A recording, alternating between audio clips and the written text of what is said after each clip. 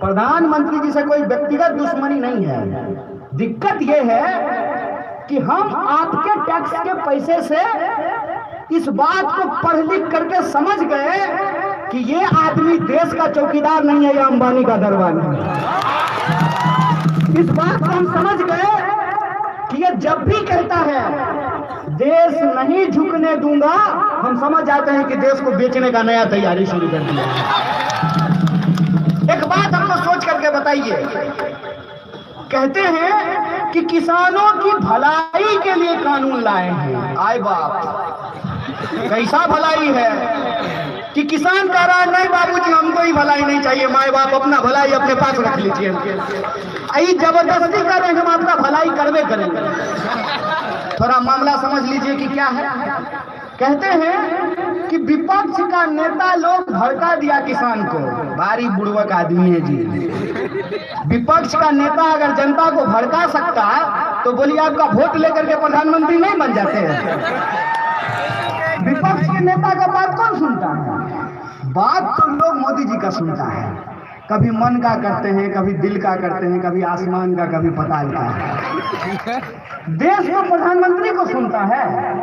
चापलूसी करते करते कोई पत्रकार इतना दूर निकल जाता है कि देश का सबसे लोकप्रिय नेता नहीं बोलता है, विश्व का सबसे लोकप्रिय नेता बोलता है।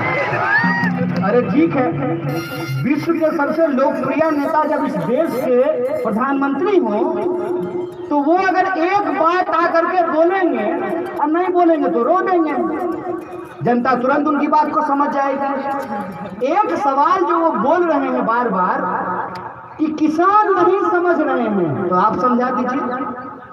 आप अपने कृषि मंत्री को नहीं समझा पा रहे हैं और कह रहे हैं कि देश के किसान नहीं समझ रहे हैं।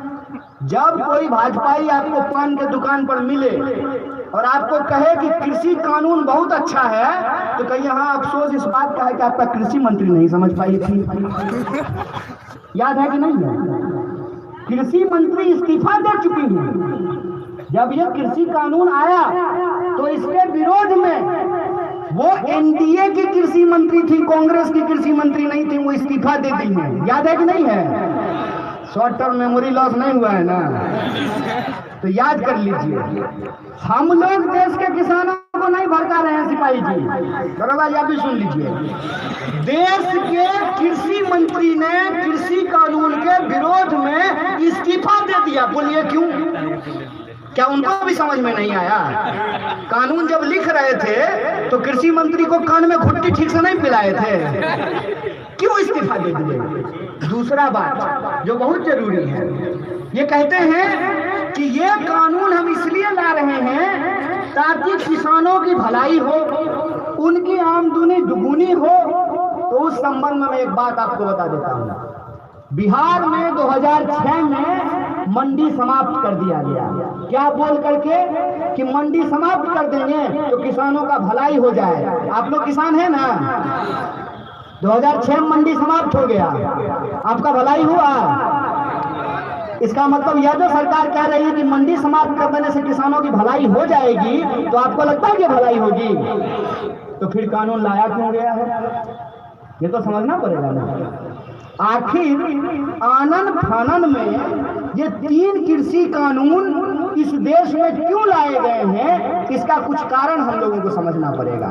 पहला बात तो ये, जो दुकान के बाहर बड़का बड़का बोर्ड लगा होता है सेल सेल सेल, तो बुतरू लेकर के जो बच्चा लेकर के जो माए बाप जाते हैं बाजार, तो सेल लिखा हुआ दुकान सबसे पहले घुस जाते हैं। तो वहां देखिएगा लिखा रहेगा 50% free, up to 50%। Up to 50% का मतलब क्या होता है? 50% तक। अब बड़का बड़का जो है ऐड आता है अखबार में कि 30,000 में ही मोटरसाइकिल मिलेगा, हर एक माल 10 रुपया, 30,000 में मोटरसाइकिल मिलेगा। और स्टार लगा करके अखबार के कोना में तनी तनी को अक्षर में एकदम माखी मुंडी जैसा लिखा रहता है, शर्तें लागू। कभी आप सोचे हैं कि ये 3 कानून एक साथ क्यों लाया गया है? अरे किसानों की भलाई करनी थी तो एक को कानून ला करके एकदम भरपेट भलाई कर देते किसान का। ये 3 कानून साथ में क्यों लाया गया है? असल खेल यहीं पे है। पहला कानून में ये कह रहे हैं कि मंडी समाप्त कर देंगे। दूसरा कानून में कह रहे हैं कि किसानों के खेत को ठेका पे दे देंगे। और तीसरा कानून में ये कह रहे हैं कि अब एसेंशियल कमोडिटी मतलब आवश्यक वस्तुओं की भी काला बाजारी जायज होगी। समझे? अब समझ लीजिए खेला। पहला में कह रहे हैं कि मंडी समाप्त हो जाएगी, मतलब एमएसपी की गारंटी करना सरकार की जिम्मेवारी नहीं है। प्रधानमंत्री जी आए वहां समेट करके पार्लियामेंट में बोले एमएसपी था, है और रहेगा। हे गुरुदेव लिख दीजिए 1 लाइन कानून में, क्या दिक्कत है? 1 लाइन कानून में लिख देने में क्या दिक्कत है? प्रधानमंत्री जी के शब्दों में कि एमएसपी था, है और रहेगा, क्यों नहीं लिख रहे हैं? यहीं पे खेल है। खेल ये है कि मिनिमम सपोर्ट प्राइस है, ये मिनिमम सेलिंग प्राइस नहीं है। जूता के दुकान में जब आप जाते हैं तो आप जूता का दाम तय करते हैं कि दुकानदार तय करता है? बोलिए कौन तय करता है? किसान अपने फसल का दाम तय कर सकता है? क्यों? टमाटर आप अपने खेत से तोड़ लीजिएगा।